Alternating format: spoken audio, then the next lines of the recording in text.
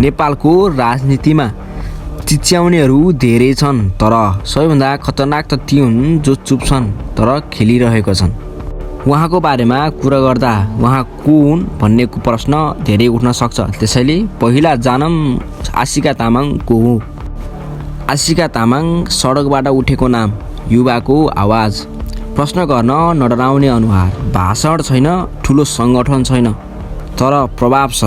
यही प्रभावले धेरैलाई असहज बनाएको छ।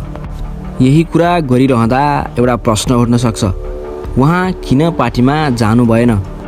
नेपालमा आवाज उठाउने दुई बाटा हुन्छन्, पार्टी छिर्ने वा पार्टीलाई बाहिरबाट हल्लाउने। आशिका तामाङले दोस्रो बाटो रोजिन्। किनकि पार्टीभित्र छिर्नु भनेको मौनता स्वीकार्नु हो।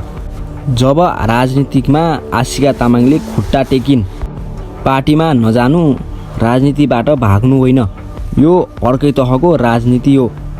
बाहिर बसेर दबाब सिर्जना गर्ने, गलत देख्दा नामै लिएर प्रश्न गर्ने र सही देख्दा समर्थन जनाउने। यही कारणले उहाँ कन्ट्रोल बाहिर रहनुभयो। यही कारणले सबै जनताको अनुहारमा उहाँ खतरनाक मानिनुभयो। आशिका तामाङ कुनै पार्टीको झन्डा बोक्दिनन्, तर उहाँको आवाज सबै पार्टीको ढोकासम्म पुग्छ।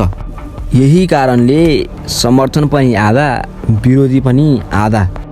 कोही खुलेर साथ दिन सक्दैन, कोही खुलेर विरोध गर्न सक्दैन, किनकि उहाँलाई दबाउन खोज्नु भनेको युवाको आवाज दबाउनु हो। हजुरहरूको मनमा एउटा प्रश्न उठ्न सक्छ, त्यही प्रश्नको उत्तर म भन्नेछु र हजुरहरूलाई सहज बनाउने छु। उहाँ नेता हुनुहुन्छ? सायद छैनन्, तर उहाँ नेताहरूका लागि चुनौती अवश्य हुनुहुन्छ। उहाँ पद माग्नुहुन्न, उहाँ जवाफ माग्नुहुन्छ, र नेपाल राजनीतिमा जवाफ माग्ने मान्छे सधैँ असहज हुन्छ। आशिका तामाङ एउटा नाम होइन, एउटा भ्रष्टाचारीको मनमा एउटा डर उत्पन्न हुनु हो। आशिका तामाङ पार्टीमा छैनन्, तर राजनीतिबाट टाढा पनि छैनन्।